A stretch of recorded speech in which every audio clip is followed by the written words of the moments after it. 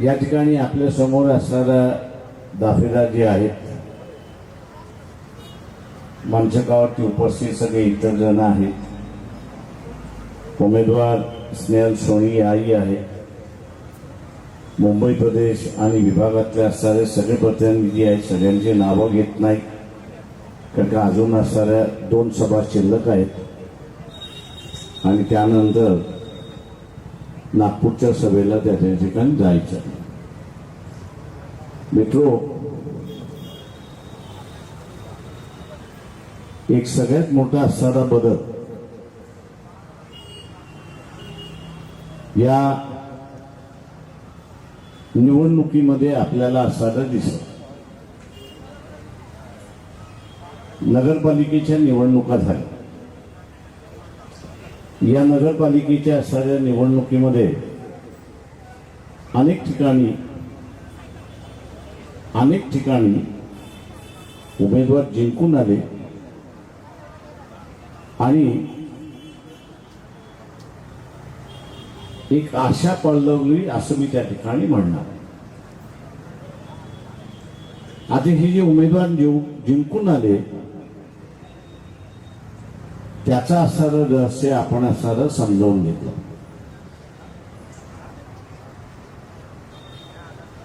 2014 पासून या देशावरती असणारी जी सत्ता आहे ती RSS BJPची आहे. येताना विकासाचा नारा दिला, करप्शनचा नारा दिला, पण सत्ता मिळाल्यानंतर पूर्णपणे विकासाचा कार्यक्रम बाजूला राहिला, करप्शन हटवण्याचा कार्यक्रम बाजूला राहिला आणि धार्मिक राजकारण या ठिकाणी सुरुवात झाली. पूर्णपणे असणारं धार्मिक राजकारण सुरुवात झालं. मुसलमानाचा द्वेष या ठिकाणी सुरुवात झाला. अखलाक सारखी असणाऱ्या घटना त्या ठिकाणी घडल्या. मी सगळेच नावं घेत नाही, पण बेरहमीने ज्याला आपण बघतो, माणसाला गोळ्या घातल्या सुद्धा दिसून, पण इथे मारताना जी क्रूरता आली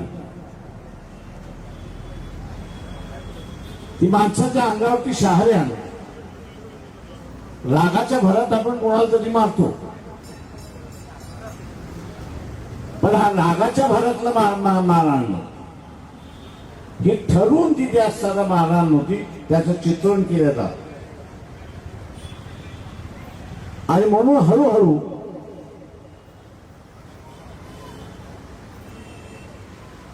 लोकांचं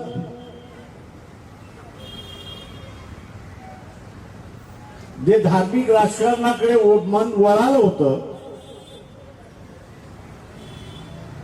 ते विटायला लागलं आणि ते म्हटले की हे मानवतेला शोभणारं नाही, हे मानवतेला शोभणारं नाही. आणि म्हणून पुन्हा इथे मानवतावाद कोण घेऊन चालला त्याच्या पाठीमागे आपण असताना गेलं पाहिजे. आणि या देशामध्ये मानवतावाद कोण घेऊन जात असेल तो जो फुले शाहू आंबेडकरी विचाराचा माणूस आहे, जो फुले शाहू आंबेडकरी विचाराचा माणूस आहे तो इथे मानवतावाद घेऊन चाललाय आणि आपण त्याच्या बरोबर जुळलो पाहिजे अशा रीतीची भावना या देशातल्या एका वर्गाची झालेली आहे ही लक्षात घ्या. मित्रो, हा बदल फार मोठा आहे. राजकारणातला हा बदल, विचारांचा बदल हा फार मोठा आहे.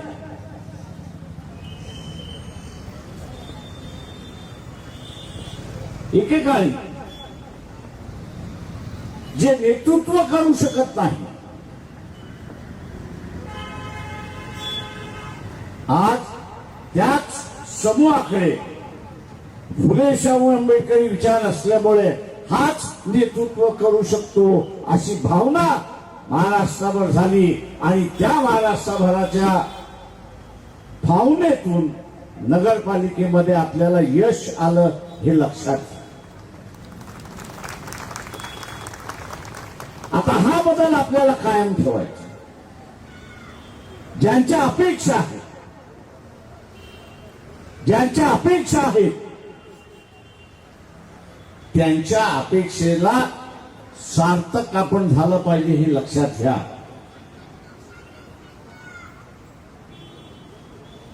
आणि जर सार्थक व्हायचं असेल तर बदल काय झाला हा आपण असाला लक्षात घेतला पाहिजे. बदल हा आहे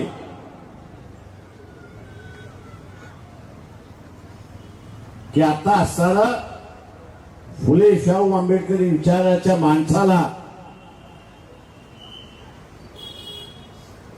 त्यांनी नुसतं मागणी पत्र काढण्याची गरज नाही. त्यांनी मागणी पत्र करण्याची गरज नाही तर त्यांनी सत्ता हातामध्ये घेतली पाहिजे आणि जे पाहिजे ते या देशामध्ये केलं पाहिजे अशा रीतीची अपेक्षा त्या ठिकाणी. म्हणजे जो मागत होता अमुक झालं पाहिजे, जो मागत होता तमुक झालं पाहिजे, आज त्याच्याकडेच सांगितलं पाहिजे की तू मागू नको, आम्ही तुमच्या बरोबर आहोत, आम्ही तुमच्या बरोबर येणार आहोत. आता आपण सगळे देणारे झालो पाहिजे हे असताना लक्षात घ्या. हा सगळ्यात मोठा बदल आहे. सत्तेत बसून आपण देणारे झालो पाहिजे.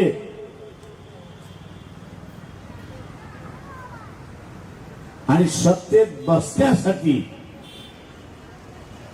ही आपली सगळ्यांची मानसिकता निर्माण झाली पाहिजे. मित्रो,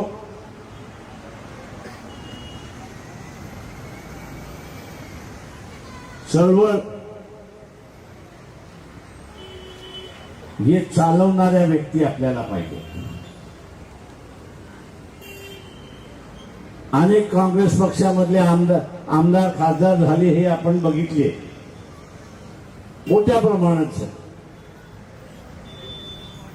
पण त्यांच्यापैकी एकही कोणी राहिलं नाही की आता असताना काँग्रेस पक्ष चालू शकतात. आणि म्हणून काँग्रेस पक्ष आपण बघत असाल की एक वेळ ताकदवर होता, आता हळूहळू पुन्हा कमी व्हायला लागलंय.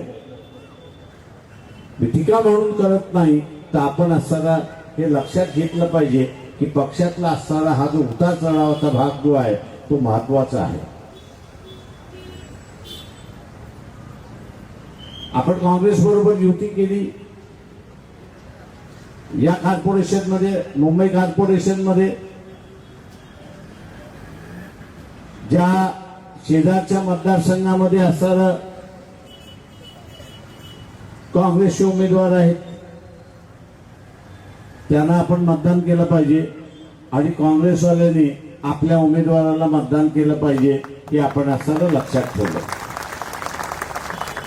आणि म्हणून मी त्या बदलाची बोलत होतो. बदलाचं जे बोलत होतो तो बदल आपण केला पाहिजे.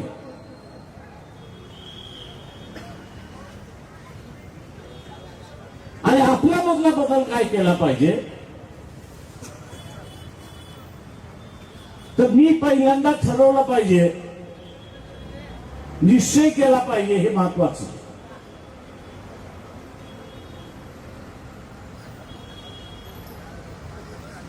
निश्चय काय केला पाहिजे की मी फुले शाहू आंबेडकरी विचाराचा आहे की नाही हे पहिल्यांदा मी ठरवलं पाहिजे. मी जर फुले शाहू आंबेडकरी विचाराचा आहे तर मग उरलेलं गहू नाही. माझ्या नातेवाईकाला तिकीट मिळालं नाही, माझ्या जिल्ह्यातल्या माणसाला तिकीट मिळालं नाही. अपेक्षा हा महत्वाची आहे. कारण सत्ता ही विचारांवरती चालते. आज असं केंद्राचं असेल, राज्याचं असेल, हे सरकार आपण बघितलं तर त्यांचं धोरण काय आहे की आम्ही संविधान बदलणार, आम्ही धार्मिक राजकारण या ठिकाणी करणार. त्यांनी त्यांच्या विचाराची माणसं सत्तेवरती बसवली आणि म्हणून ते राबवू शकतात. उद्या असताना आपण आपल्या विचाराची माणसं, फुले शाहू आंबेडकरी विचाराची माणसं सत्तेवरती बसली तर सत्ता कोणाची होणार? कोणाची होणार? तर इथे फुले शाहू आंबेडकरी विचाराची सत्ता होणार हे आपण असताना लक्षात घ्या. आणि म्हणून निश्चय आपला काय पाहिजे, आणि म्हणून निश्चय आपला काय पाहिजे, तर निश्चय आपला हाच पाहिजे. माझं मत हे फुले शाहू आंबेडकरी विचाराच्या पक्षाला, वंचितला आणि त्यांनी केलेल्या उमेदवाराला आहे. तेव्हाच कुठेतरी असताना आपण बदल या ठिकाणी करू शकतो हे लक्षात घ्या.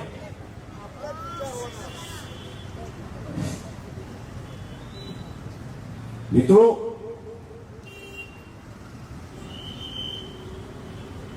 मुंबईमधल्या स्लम एरियाचा जो आहे प्रश्न फार मोठा आहे. अर्ध्या स्लम एरियाचा प्रश्न हा पाण्याचा आहे. काही वर्षांमध्ये रात्री 12 नंतर पाणी येते, काही याच्यामध्ये अर्धा तास येतं. काही ठिकाणी असणारा पाईपलाईन, गटर लाईन वेगळी नसल्यामुळे ते असणारा मिक्स होतात, अशी असणारी परिस्थिती आहे. पण उद्याच या महानगरपालिकेची सत्ता जर आपल्या ताब्यामध्ये असेल आणि उद्या असताना आपण नगरसेवक तिथले निवडून दिले, नगरसेवक आपण असताना निवडून दिले, तर नियम करता येतो की नाही की महिलांच्या आरोग्याच्या दृष्टिकोनातून,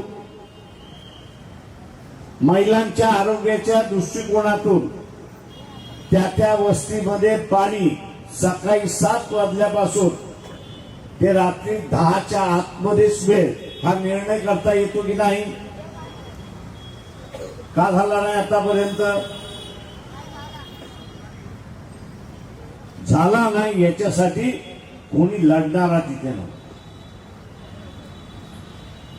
झाला नाही याच्यासाठी कोणी लढणारा नव्हता.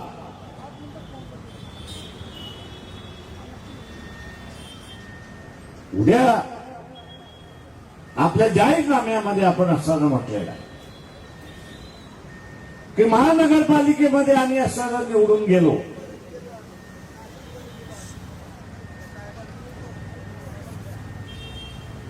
महानगरपालिकेमध्ये आम्ही असताना निवडून गेलो. मुंबईतल्या सगळ्या वस्त्या ज्या आहेत, या सगळ्या वस्त्याला 10च्या आतमध्ये पाणी दिल्याशिवाय आम्ही राहणार नाही हे असताना लक्षात घ्या.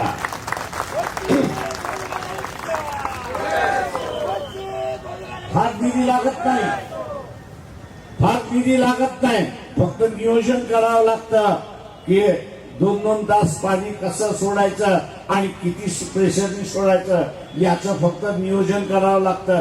त्याच्या पलीकडे नाही, त्याच्या पलीकडे नाही.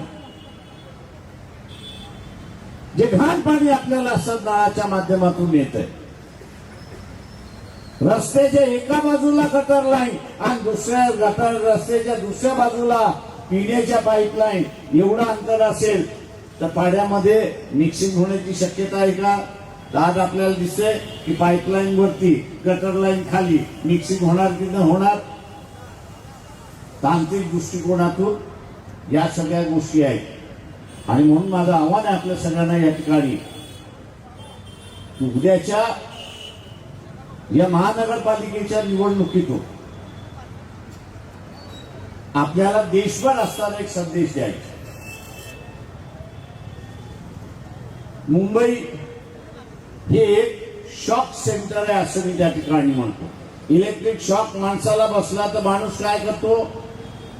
हादरायला सुरुवात करतो, हादरायला सुरुवात करतो.